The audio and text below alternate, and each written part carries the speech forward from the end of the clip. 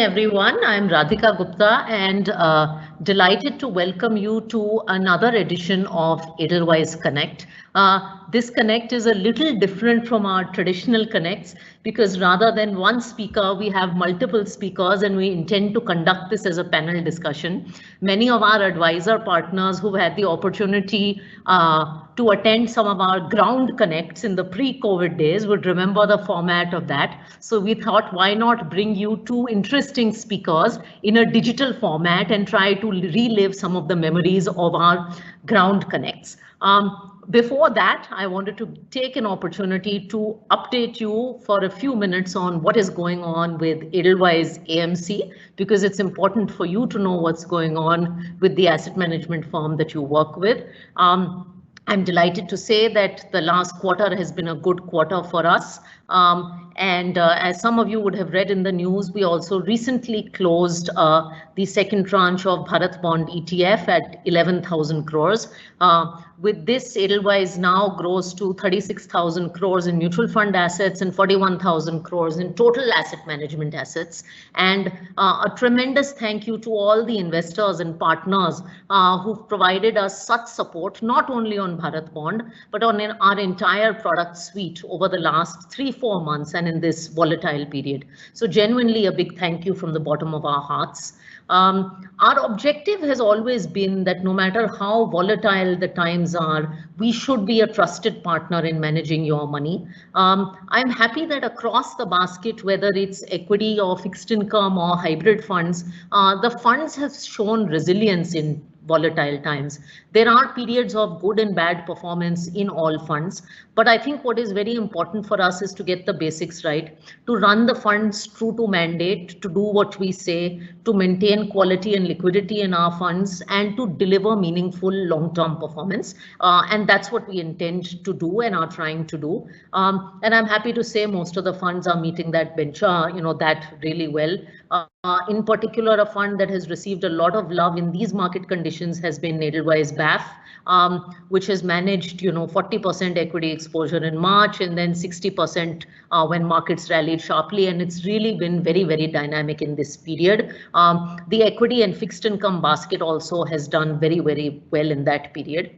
There are two other things that I wanted to share with you that we are doing in terms of initiatives for investors and partners, and these are very important to us. One is that we have taken multiple steps to increase transparency in our investment disclosures, and I think it's very, very important. As I said, it's a business of trust. We now disclose our key debt fund portfolios every week on the website. Obviously, that's been a topic that's attracted a lot of attention. So we disclose it for all our key funds, whether it's BAF or liquid fund or arbitrage fund. And I think very shortly we'll extend this to all funds. SEBI mandates it twice in a month now, and we'll do it every week. We've also added a very interesting new section to all our equity fund presentations that is called Know Your Fund. The presentation doesn't just talk about returns and risk, but it also talks about the process. It talks about more details on the fund. It talks about liquidity, when the funds will do well, when the funds will not do well. And whether you're a prospective investor or new investor or existing investor, I would really encourage you to visit the presentations, the newly done presentations of our equity funds, and check out the Know Your Fund section. I think it's always good to know more about what we're doing and how we're managing your money.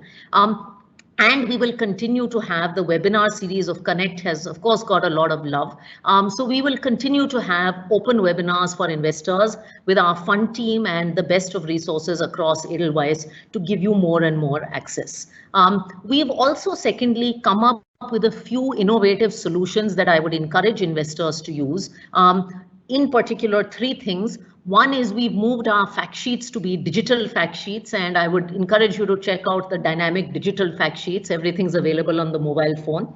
Second, a lot of people complain that I want to enter equity markets gradually and I also need a way to book profits. So we've introduced a step in and step out feature through which you can gradually do investments into funds, all equity funds, and also book 5, 10, a select percentage of profits from your equity funds. It's called the step in and step out feature, and I would encourage you to visit our website to check it out. There are also various kinds of SIPs, whether it is a retirement SIP, which automatically does asset allocation, or a power SIP that allows you to invest more on market dips, that are available on our website. So encourage you to talk to your RM or financial advisor or visit our website to find out a lot more about what we're doing. With that, I'm going to kick off today's event. The format of today's event, we have two wonderful speakers. First, of course, is Harshad Patwardhan, our CIO Equities. I think I don't need to introduce Harshad to this audience because he's a face and name that you're all very, very familiar with. Our second speaker today is Aditya Narayan. And he is head of research for Edelweiss Institutional Equities. A lot of pedigree in the research space, formerly with Citi for many years before this. So I will be having a conversation with them. I have some questions and I think they have some very interesting data also to share. And after that, we would be more than happy to take your questions. So you can start posting your questions either now or later during the chat window. So with that, thank you, Harshad and Aditya, for joining. And maybe, Harshad, I'm going to start the first question with you, and it relates to the topic of this session. So everybody is talking about the recent bounce back in the equity market. Why has it bounced back? Obviously, March happened and then markets are up 30–40% from their lows. There's a lot of conversation, the Robinhood trader, the bankrupt companies bouncing back. And so just talk a little bit about that. There's also, sort of a feeling that FIIs and their flows have created havoc in India, and this recovery is led by them. So how do you see this? How do you see this recovery? Sure. Thanks, Radhika. Am I audible? Yes, go ahead. Okay. So yes, you're right that from the March lows, the markets are up, more than 40%, maybe 45%. But don't forget that from February, when this whole panic started related to the virus, the market also fell almost 40%. So that is something that we need to remember, that the market fell 40% and now it's up about 40%. So clearly the fall of the market was led by the panic that was set in. And also, I hope the chart is now visible for everybody.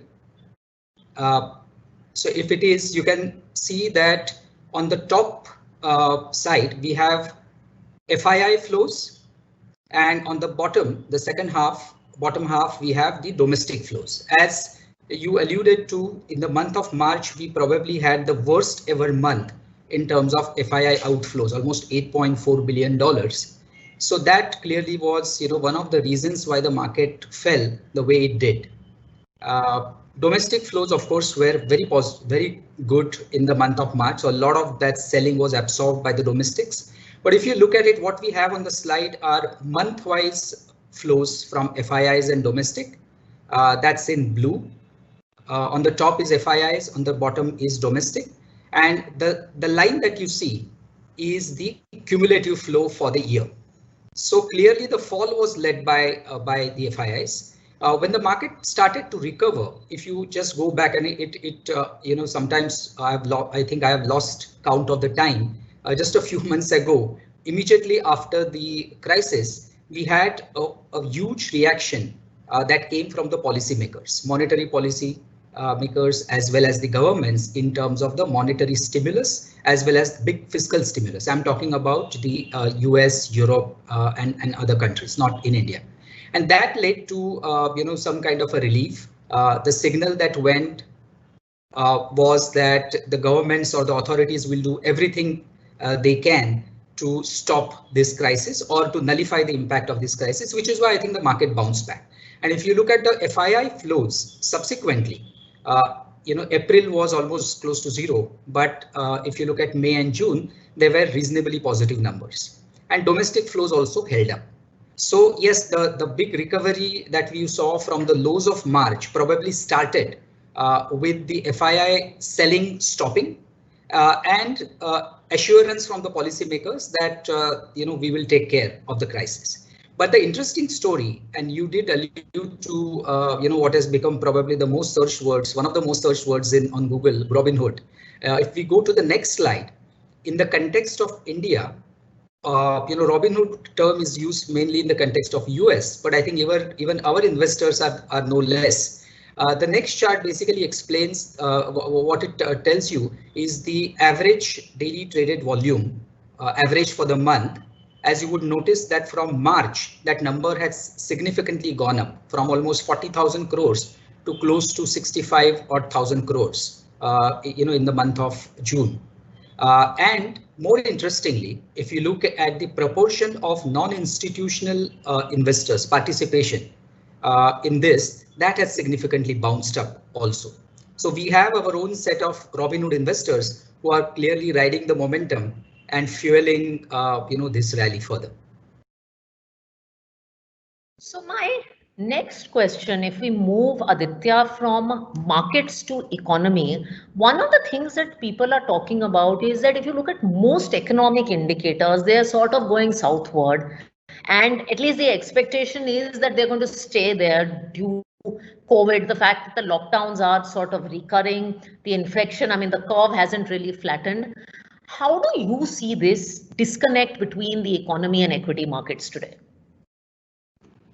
Thanks, Radhika, for that, and thanks for inviting me onto this forum. Right now, I think firstly, disconnects are not a bad thing. In many ways, it's our bread and butter. If there is too much consensus in terms of the market and in terms of where the economy is going, and it's all aligned, there will be very, very little returns, right? So I think firstly, one should see disconnects as opportunities rather than necessarily big problem cases. That's the first. I think the second is that you've always had disconnects between the two. It's just that the level of disconnect has tended to be not as sharp. And usually the direction of disconnect is what one looks at. It seems to be is typically in the same direction. So you have an economy that's doing well and you have a market that's doing better, or an economy that's doing poorly and a market that's doing even more poorly, right?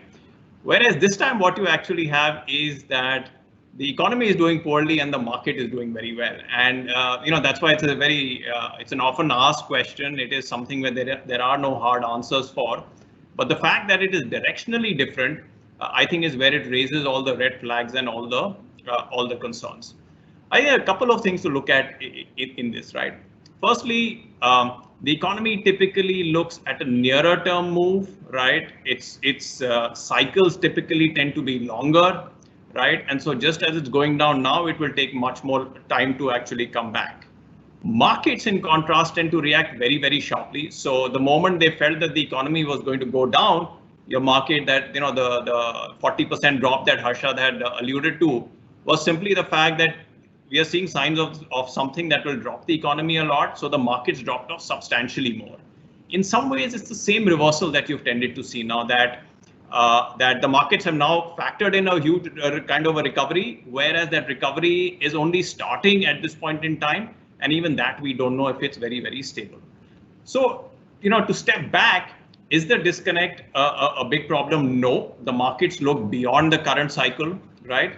Are the disconnects directional and different? Yes, and that's why they are more pronounced, right? And where does the truth lie? I think the truth lies, or the balance rather than the truth. The balance will typically lie somewhere in between, that you might see the markets cooling off a little bit and you must see the economy moving up a certain amount. And I think that's what you need to see. The extent of disconnect, the direction of disconnect, and where these disconnects are going. So I would tend to believe this disconnect will narrow, but it is not so far out of the ordinary as would suggest that the markets have to necessarily fall very quickly, or that the market has to be justified by a very quick response in the economy. I think there's one very important line that Aditya said, which I would just sort of repeat for our investor and IFA friends, which is something that we've been reiterating. And it is that one, disconnects are not abnormal, and second, disconnects are an opportunity. And I think that is something that we have to think about. Harshad, moving back to the rally, I think people have talked a lot about the market, but I know in our conversations, one of the things we've talked about is sort of the health of the rally. I mean, the kind of the rally that you've seen. And as you are following the market, what kind of sectors are stocks are participating in this? And you've seen sort of these sharp bounce back rallies in 2009 and 14, etc. But how do you see the health of this rally that we're seeing? So, one remarkable thing about this rally when it started, and it happens many times when the market falls a lot. On the way up, actually, we found that the sectors which are going to be impacted by this crisis, the healthcare crisis, and more importantly, the subsequent lockdowns that the governments imposed, many of those sectors, actually, stocks in those sectors tended to do very, very well. So that was sort of, not intuitive. So, for example, we know that hospitality, multiplexes, these are some of the sectors which will have a medium to long-term impact, from this crisis. Some of those stocks bounce back very, very strongly. The other interesting thing, and if you look at the chart that hopefully is visible to everybody, the other important thing is the dispersion in stock returns has been very, very sharp. So, for example, if you look at year to date, and the index we have used here is a very broad index, that's NSE 500. You will notice that year to date, I think the index is down 8%. But if you look at the top performing stock is up, I think something like 160%. And the worst performing stock is down 67%. If you look at on a 1 month basis, you will see the same thing. The index is up 8%, but the best performing stock is up 65%. Worst performing is down 65 odd percent. So huge dispersion. But the most interesting chart that I would like to share with everybody is the next one, the following one. If you can go to the next one, please, which is a factor analysis. Factor analysis, I will maybe take 30 seconds to explain what this is about, because we normally think in terms of stocks and sectors. Factor are basically, what we tend to do. I will explain with the first example, where you will notice that the beta factor analysis for the quarter, this is for a period of April, May, June of this year. You will notice that beta is 15%. What does it mean? The way we look at it is we look at the stocks in a particular index, and 15% for beta, what we do is we take the top quintile in terms of beta, how did the stocks perform? And we take the bottom quintile for that factor, in this case beta, how did the stock perform? And the difference in performance between the top quintile and bottom quintile for this April, May, June quarter was 15%, which basically means that high beta stocks massively outperformed low beta stocks. And if you look at it together, you will notice that essentially what seems to have happened over the last few months are low quality stocks, high beta stocks have massively outperformed better quality low beta stocks. Why am I saying low quality stocks? If you look at return on equity, that number is negative, which means low ROE stocks outperform high ROE stocks. High growth stocks underperformed low growth stocks, and so on. So that's basically the nature of this rally, where overall low quality high beta stocks have outperformed basically. Aditya, moving to you, and this question is interesting, and I actually saw a question on the chat window also. Let's talk a little bit now about economic recovery. Of course, there have been so many theories of the shape of the economy, economic recovery, VW. I'm also hearing something about a square root shape recovery, but it's almost alphabet soup. But how do you see the recovery? And obviously, the Indian economy was in tough shape even before we went into this crisis. But if you had to think about it, how long do you think it will take the economy to normalize? And also, what is your comment on the efforts the government and RBI have made so far in terms of this recovery? So this alphabet comparison that you put up is most interesting. And, I think a lot of people are grappling with this U, V, W, and you threw in the square also. But I think you actually need to think about the ABC of recovery, quite honestly, which is, what is going to drive this recovery? What is going to be the shape of this recovery? I think that is what is very, very critical, right? There are lots of numbers out there. All of you would have seen those numbers, -5%, -10%, -2%, and stuff like that, right? The bottom line is, if, our numbers suggest it's going to be -5-6% for this year, and you're going to get about 6-7% into the next year, which basically suggests that FY22 will be at the same level of FY20, right? But that is just the numerical exposition of it. I think the bigger thing is what is going to change within the system, right? What is going to drive, different elements of the economy and which are the sectors and businesses and consumer segments that will do well or not do well, right? So FY22 in many senses at an economic level will be the same size as FY20.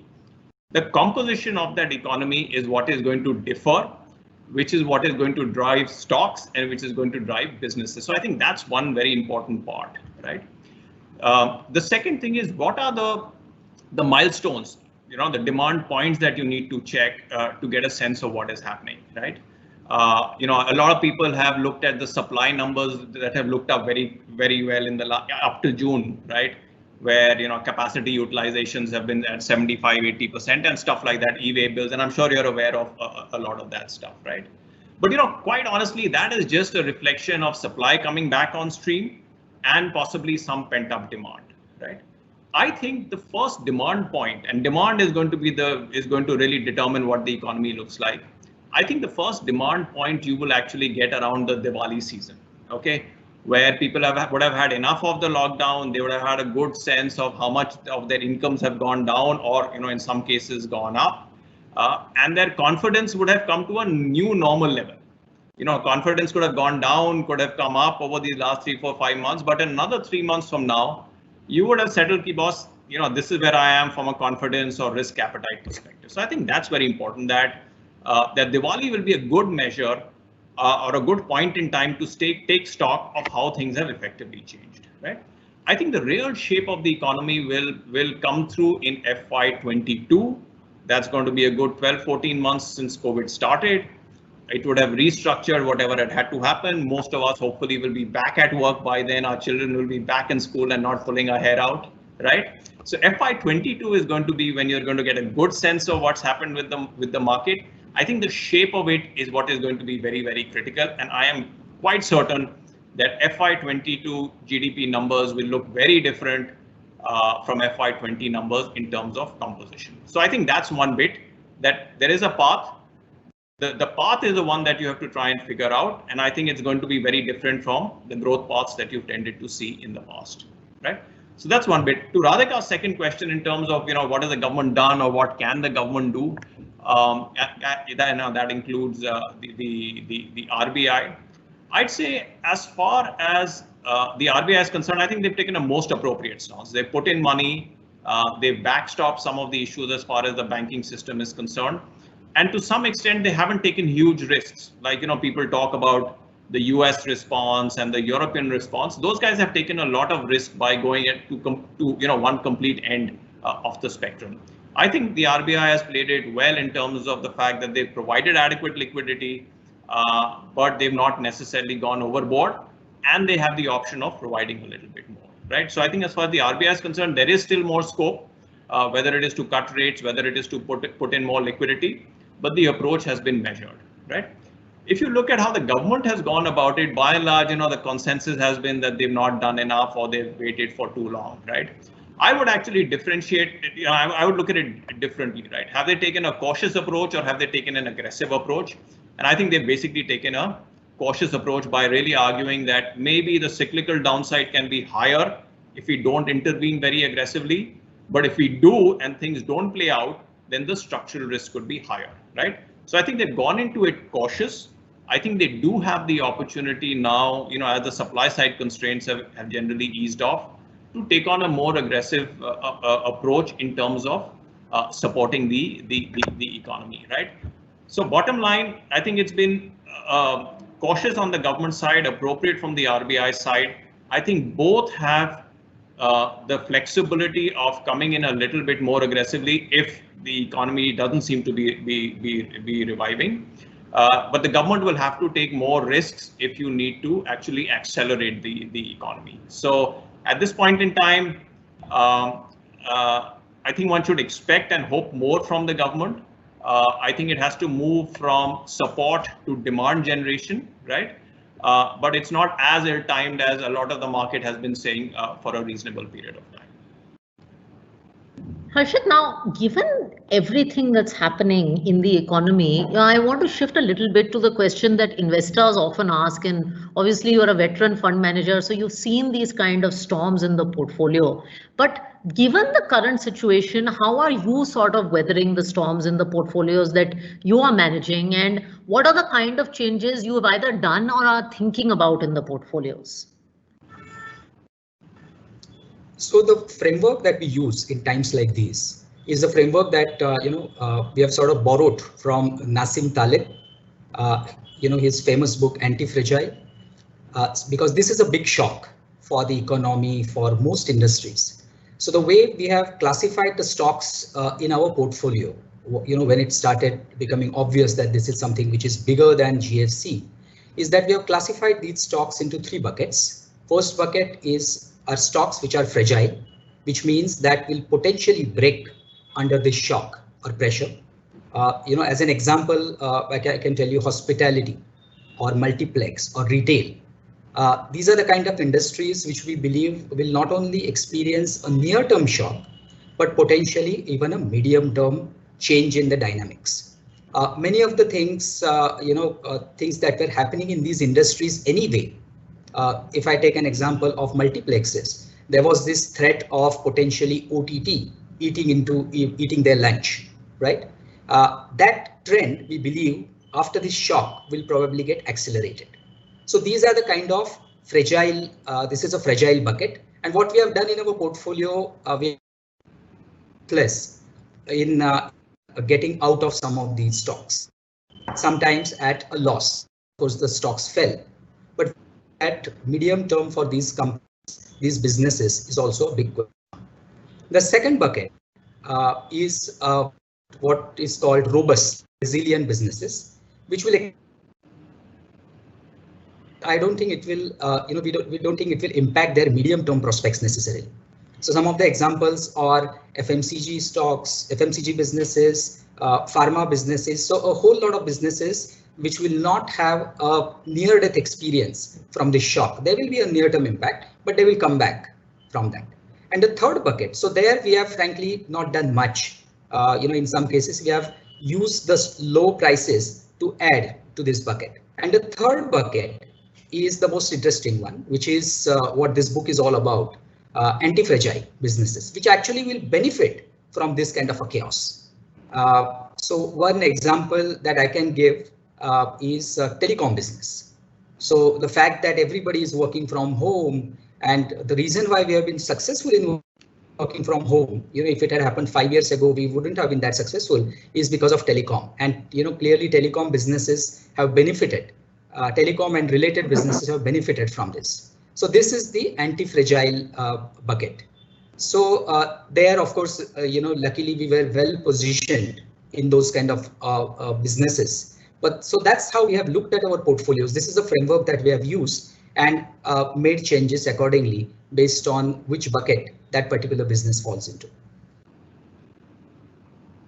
Thanks, Harshad. Aditya, I want to switch the conversation with you actually in comparing how India stands in comparison to some of its emerging market peers, because we tend to look at India only when sitting in India. One, in terms of the strength of the economy to deal with the crisis, whether it's currency or fiscal deficit, etc. And second, in terms of the room our government has to provide stimulus. So when you look at some of the emerging market peers, how is India sort of stacking up? Yeah, I think that's very fair. I think we end up looking too much within India to bottom up. And even if, you see this rally, while it's been sharp and there's an argument for it, the reality is that it's really followed what has been a global and an emerging market rally, right?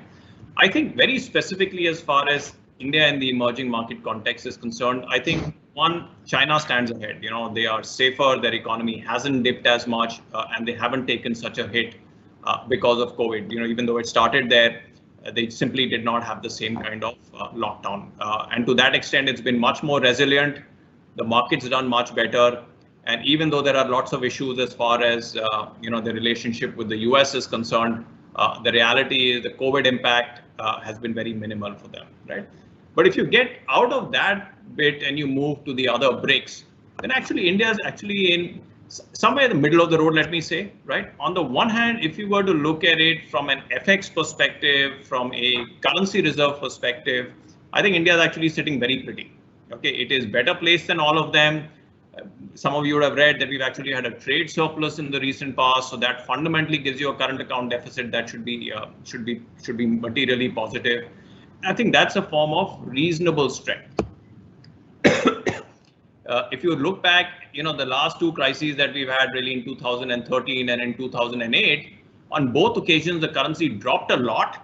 It came back a little bit, but you'd effectively ended up with 15-20% drops in the currency. This time, that's not been the case. So I think there is a lot of resilience as far as the Indian currency is concerned. The underlying is looking good, and it is in much better shape than a lot of other emerging markets.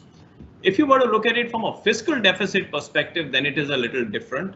India is a little bit on the back foot. It has a higher fiscal deficit, and sometimes we tend to look at the central government fiscal deficit. But given that we are a big federal country, the combined deficit is fundamentally even higher. And that's where we are on the back foot. And that is also one of the reasons why you've had a slightly defensive approach as far as the government is concerned in coming out and providing some of the fiscal measures that a lot of these other markets have seen, right? So I think that's one bit. I think it's also important to note how India as a market has reacted relative to a lot of these emerging markets. And basically what happened was, in the whole dip that happened, in the first bit, India was the poorest performing market of the lot. Whether the developed markets were the best, China and some of the other BRICS did a little better, and India was the worst. So the pain actually was the most with India to start with. The rally was also a little lagged, but over the most recent past, it has actually caught up fairly substantially, right? So bottom line is, on a macro perspective, India is somewhere in the middle of the road.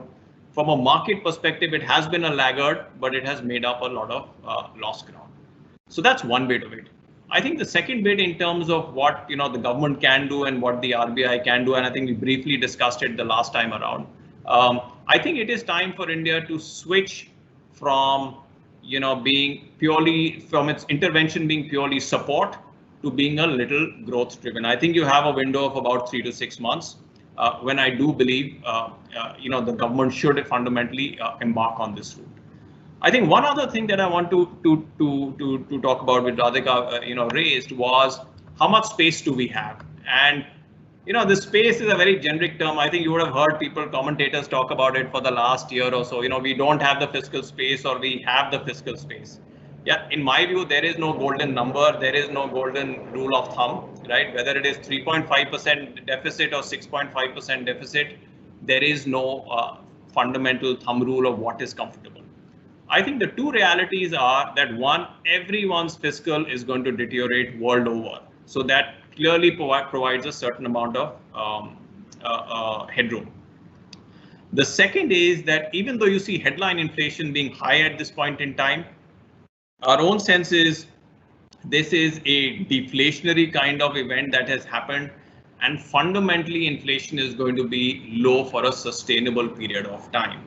And fiscal deficits and space on the fiscal side is very largely determined by what is the risk you run on inflation. If those risks on inflation are relatively low, which is what I believe is the case, then I think the ability to be a little bit more aggressive with the fiscal deficit and the fiscal spending is there. So I would say, there's no hard rule on the space, but I would believe if that's the way one looks at it, I think we do have more space than we believe. So Harshad, over to you. The common question from investors: mid and small caps have had one of the toughest times over the last 2 years. I know this is a space you like. Underperformance has been large versus large caps. When will they bounce back? And more importantly, because it's hard to predict when they'll bounce back, what could the triggers for a bounce back be? And what would you say to people who are either invested in this or looking to invest in mid and small caps? So as you rightly said, 2018 and 19 both were very, very tough years for mid caps and small caps. And some of you might recall, we have talked about it in the previous webinars, I think, or other interactions, that around November, December of last year, we saw first signs of mid caps and small caps starting to outperform large caps in some way, and that continued for a while, not by a wide margin, but the underperformance sort of stopped. And unfortunately, we had this COVID crisis, in Feb, March, etc. But the interesting thing is that during this fall, and Nifty itself fell by more than 40%. It's interesting that mid caps and small caps haven't really lagged large caps too much. So if you look at it on a 1 month, 3 months, 6 months, year-to-date basis, there is not a big gap between how the mid cap index has done, small cap index has done, and the large cap index has done. So that is heartening. Also, we have to look at it in the context of the medium term. So over the last 2.5, 3 years, mid caps and small caps have done substantially worse. With this backdrop, I believe that as we see more signs of eventually things starting to pick up, I would expect a broader market, which basically means mid caps and small caps more than large caps, to do better from a medium term perspective. So my message to people who have been holding mid cap and small cap positions, firstly, they haven't really underperformed large caps too much, and they are likely to outperform large caps from a medium term perspective. Also in mid caps and small caps, while we are discussing, let me state an sort of unexpressed assumption in the minds of many people that mid caps and small caps are necessarily poorer quality than large caps. Now, this audience probably knows that our view is that, and if you look at our portfolios, the way we build our mid cap and small cap portfolios is that we do not want to compromise the quality of the businesses. We are basically want to buy the best possible companies, the leading companies in smaller segments. So these companies, these businesses are not necessarily poorer quality in terms of business economics, in terms of managements, in terms of balance sheet. So a quality mid cap and small cap portfolio, yes, it has suffered a lot in 18-19 with relative to large caps, but from a 3-year perspective, I think the chances are that you will probably make more money there than in large caps. So while mid and small caps have of course had a challenging period, I think one of the markets, Aditya, that everybody, and in fact even Indian investors, have had their eye on is the US market, which has sort of been the star of the last few years, especially technology. Can you talk about sort of the US market, especially in the context of course, what the Fed is doing? I think that's very important to understand. And perhaps going forward, how the Fed is likely to behave and how these policies will impact equity markets going forward. Yeah. No, I think that's very relevant. I think as many people are following the Nasdaq and S&P these days as the Nifty 50, quite honestly, right? And that's what performance does, right? So I think there are a couple of things that you need to look at. I think the first thing is that the starting point, going into COVID, the US economy was doing very, very well, right? And that's where you need to contrast it with India, that the reason it went down but came back very sharply is simply that the economy was on full steam. The disruptions have been, even though the COVID incidences have been very high, the disruptions have been far fewer than you've seen in a lot of other parts of the world, right? So I think in one sense, this was a break in a engine that was running at full steam, and that's why some of the recoveries have tended to be very, very aggressive, right? Secondly, the policy approach, right? Rather than the specifics, I'll come to the specifics. But the policy approach has been very, very clear-headed. Do what it takes to get the economy back. The president of the US is, cares less about the virus than about the economy. And he's been very, very explicit in all his actions and all his comments. And the Federal Reserve, having had the experience of 2008 when their intervention was successful, really put everything into the fire to make sure that the economy came back. So I think it's been really very clear-headed, very aggressive in terms of supporting the economy and the market, right? The third bit is, and this is important to keep in mind, this entire equation could well come up for questioning or for change because the US elections are coming up. The contender, which is Biden, has a very, very different perspective to how these recoveries should be handled. And at this point in time, Trump is actually lagging behind. So, we typically talk about political risk in the Indian context. Actually, for the first time, you're going to see it materially in the US context. And I think that is something the market will fundamentally worry about for a period of time. I think the fourth thing is, I think where the US has done very well is, as I said, it's intervened very aggressively, right? But intervening very aggressively and limiting the damage that happens to the economy is very good from a short-term perspective.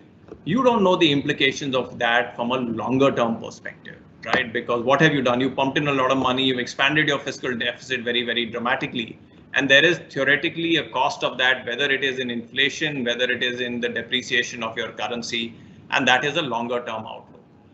So bottom line, to step back, I think the US over the near term will continue to do relatively fine.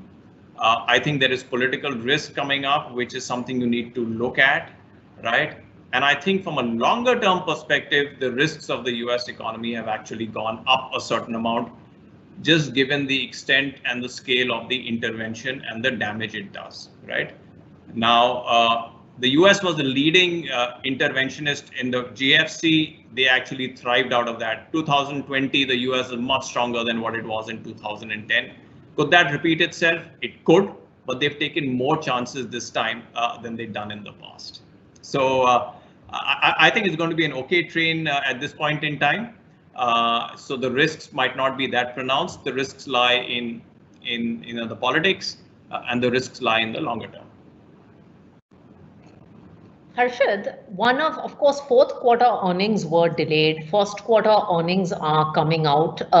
Earnings were a challenge, probably, as Aditya said, it was a struggling economy going into the lockdown. So earnings were a challenge kind of going into the lockdown. Now, how do you see earnings playing out over the next 1 year? And will that move the recovery, in your view, ahead by a couple of years? And given earnings will be bad, I think the question everyone is asking is, what about current valuations? Expensive, reasonable, not so much? So a very plain and simple question, answer to your question is that, frankly, I'm not really looking at earnings at all, because in the near term, earnings don't really mean much.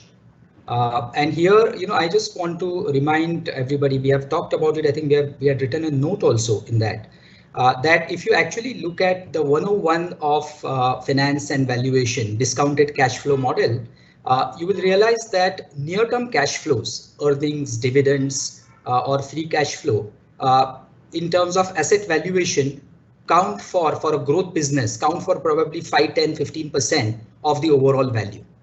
And because of this disruption, we have sort of progressed a bit from a time when the managements were completely clueless about their businesses, how the demand will shape up.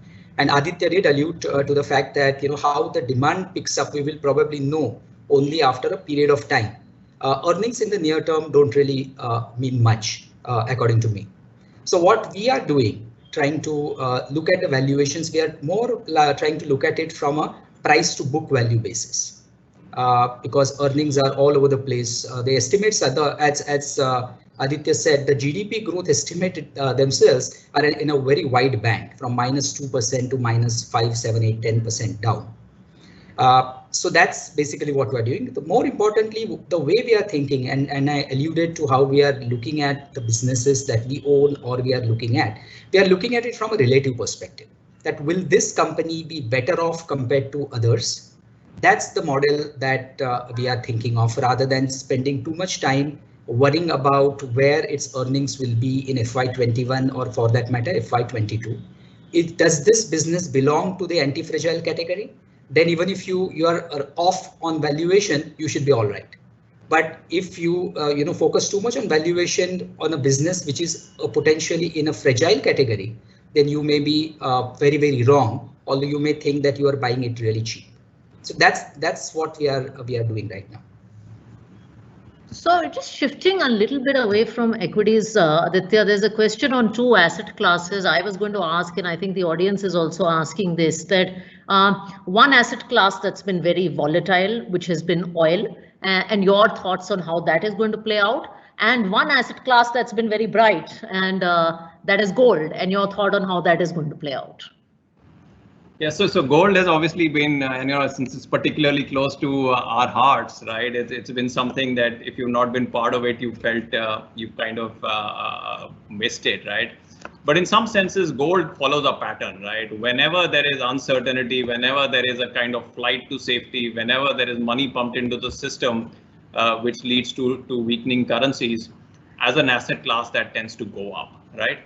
Now, the way I see it is as long as you have uncertainty in terms of the economic trajectory of the bigger markets in the world, as long as there is going to be central bank intervention, gold is going to be strong, or it will comfortably hold its own level, right? The risk with gold, and so to that extent, I think over a near to medium term, I think you're sitting actually fairly comfortable with gold, for the reason that I don't believe there's going to be enough visibility in terms of how demand is going to play out, how economies are going to rebalance themselves, right? The risk to gold will lie when you have a situation where there is a reversal in economies, when the risks of inflation start coming through, which is when I think gold starts becoming a little weaker, when there is a risk that interest rates in the US tend to rise, right? And I would tend to believe at this point in time, you are looking more at protecting the downside from an economy perspective. And so to that extent, I don't necessarily see any real downside risk. If anything, I think you are very safe in that currency, sorry, in that commodity. I don't know how much more money you can make because there's been a lot of money that's been made, but clearly it's a hedge that will hold at this point in time, right? As far as oil is concerned, again, that's been the most volatile of the lot. I think at the end of the day, as far as oil is concerned, there are two dynamics, right, which are very spelled out and specific.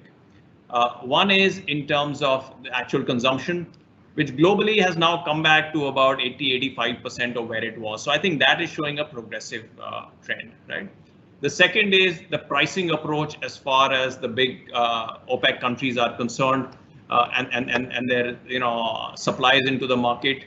So there they've effectively cut supply. So to that extent, that also tends to balance it out, right? And the third thing which I might just add is really what is the capacity of holding oil in the world, and to some extent that was getting all filled up, and when that happens, prices fall, but that has started easing. So I think in that context, the way I would look at it is that for the next year or so, oil will generally be around at this level. We have an average target level of about $42 for the current year, but we do see it going to about $50 for the next year. I think again, what is important to note is it was at about 60–65 before this problem started. You'll probably end up at 50 levels, and to me that reflects two things. One, the derating of oil or the shift in the nature of world economy. So fundamentally, you've had oil prices come off about 15% through the problem. And the second thing is, as a trading asset class, I think it'll give you less opportunities and less pain for those who are on the wrong side over the next year and a half. Okay, so Harshad, the last question I'm going to ask is to you, and it's possibly the most common question that comes up, is that if you had to start investing or continue investing in equities today, especially if you had fresh money, what would the approach be? Would it be staggered? Would it be lump sum? So we have to remember that the markets from the bottoms are up 40-odd%, and the level of uncertainty in terms of the shape of the economy or the shape of the earnings of businesses is not clear at all. So the range of potential, because we should always keep reminding ourselves that this particular crisis is a health crisis, and the answer or the end of this crisis will only come from the medical field in terms of discovery of vaccines. I know a lot of work is going on there. So a vaccine or a therapy or a treatment will probably mark the beginning of the end of this particular crisis, and we don't know that. So the level of uncertainty is very, very high. So I will be a little cautious at this point of time in terms of being aggressive in terms of allocating more money. So the first question I think any investor who is looking to add should ask is that how much equity do I have as a percentage of asset class, right? If you are underweight on equities, then yes, sure, you should be adding to it. But I would strongly urge that, despite the momentum that you have seen in the market and the whole horde of Robinhood investors probably cheering you on, you should probably adopt a gradual approach, STP kind of an approach to allocate incremental money to equity. Okay, so because it's Friday evening and we're trying to mimic Ground Connect, before I take a few audience questions, since we have 8 minutes left, Harshad and Aditya, I have 3 or 4 rapid fire questions for you. Harshad knows the drill. I promise they're not controversial this time. And Aditya doesn't know the drill, so he will experience the drill. So Harshad, I'm sending you live and I'm just going to ask you 4 questions today. So if I gave you 1 crore today, which actually someone wrote on the chat, where would you invest it? I will go 50% equity, 50% cash. Wow, 50% cash. This is rare I've heard from you. Okay, one underrated sector today that people aren't sort of talking enough about. I would say automobile. Automobile. It's wrong to say people are not talking about. Okay. But it was a sector which has been written off, and I think the medium-term prospects look good. Okay. Your biggest learning as a fund manager of 2020? So again, a reiteration that, don't try to forecast things. Because, and again, a reiteration that when a crisis happens, don't focus too much on the primary action, because inevitably policymakers come to nullify the negative impact of the crisis. So again, a reiteration of that. Yeah, I mean, if prediction could happen, then, someone should have predicted COVID. And the last one, you have to ask a COVID question these days. One thing that you'll change, one permanent change that will come out of COVID for our industry. More digitization. More digitization. Okay, thank you, Harshad, and Aditya, over to you. I took you second because you haven't experienced this before. Do I get the same questions? No, it's not the same questions. We keep it interesting. Okay, so on a scale of 1 to 10, rate the state of the economy, 10 being the best. I'd rate it at about 4 at this point in time. Okay, that's better than I thought you would say.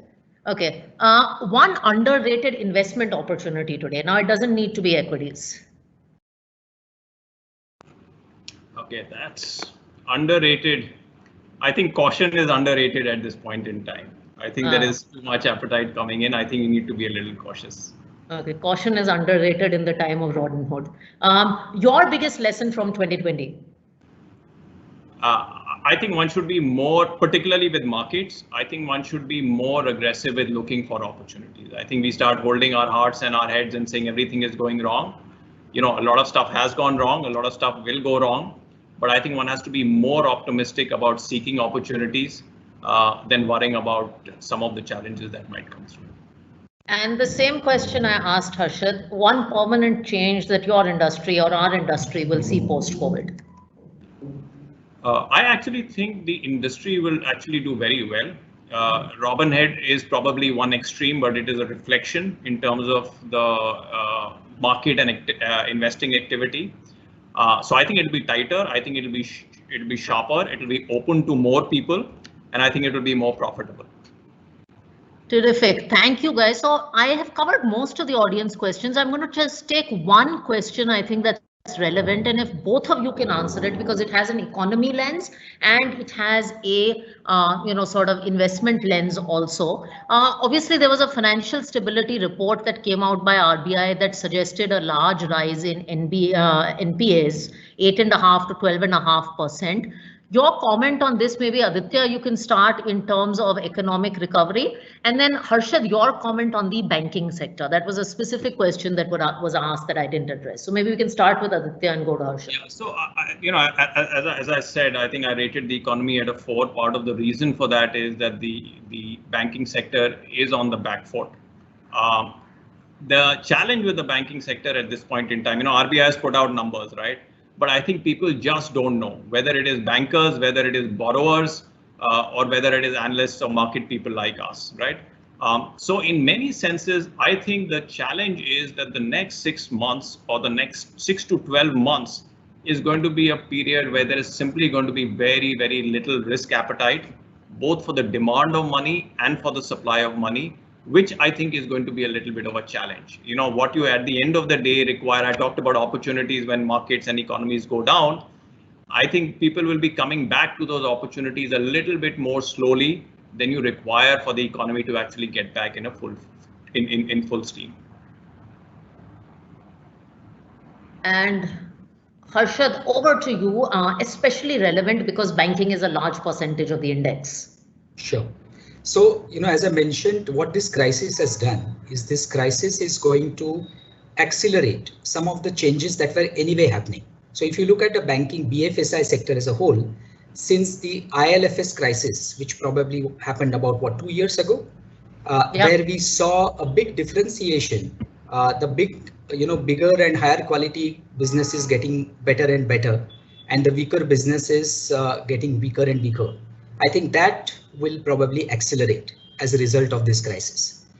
One interesting thing that we have seen post the crisis, partly nudged by the regulator, by RBI, and partly on their own, you have seen a lot of capital raising that has happened by the stronger players, particularly in the industry. So as Aditya said, I agree completely that at this point of time, particularly because there is this moratorium which was extended, we absolutely don't know that when normality returns and the moratorium period is over, how bad are things going to look. So our approach there is that overall we are a little negative in BFSI, and that's a change from how we used to be in portfolios. And even within that, we believe that the better quality, better franchise businesses are likely to hold up much better compared to the weaker ones. And we may actually have, fewer players in the industry a year, 2 years down the line. Harshad, there was one question I thought you could answer in a minute, because I know it's an important one. Why do you not take cash calls in your equity funds? Okay, so that is part of, Radhika, what you said, being true to the mandate. So the way we believe things happen, when somebody gives us money, is that the investor sits with his financial advisor to go through the asset allocation and then decides that, okay, I want to put, let's say, 10% of my money into equity. And that's how we get our money, right, in our funds. So once that asset allocation call that has been taken, we believe that it is not our job to second guess what the investor wants. So if investor gives us money, let's say in small cap fund, then that money's allocation in his books is for small cap. And it is our job to intelligently invest that money in that part of the stock market. And that's the reason we do not believe in second guessing the investor and the financial advisor, that we do not take cash calls. What we are very particular about is to maintain adequate liquidity, particularly in the context of small cap fund and mid cap fund. So if somebody wants to take his money out, we ensure that we give his money, of course, on time, T+2. Investors are not, are not at a loss when we sell the stocks and give that money. So basically, it all comes down to sticking to the mandate that we don't take cash calls. Great, thank you, Harshad. And I would just supplement what Harshad said, is that in the long only equity funds, there's a conscious decision not to take cash calls. And for funds that have a hybrid mandate like Balanced Advantage Fund or Equity Savings Fund, where there is a mandate to take cash calls, for instance, BAF, we do take cash calls. So it is very much about sticking to the mandate. With that, it is 6:01, so we'll wrap up right here. Thank you all for the tremendous participation on this one. It was actually really tremendous participation on a Friday evening. Please do me a favor and share your feedback on this session with us in the chat comments. Anything you'd like to hear. Some people are recommending more sessions. We'll also put a summary of this session and Harshad's slides. I think a few people were asking for his slides. So we'll put a summary of this webinar up and circulate it later next week, as well as a recording of this. And any feedback on what else we can bring to you would be welcome. Harshad and Aditya, thank you so much for joining us today and sparing your time on a Friday evening. And have a great weekend, everyone. We'll end right here.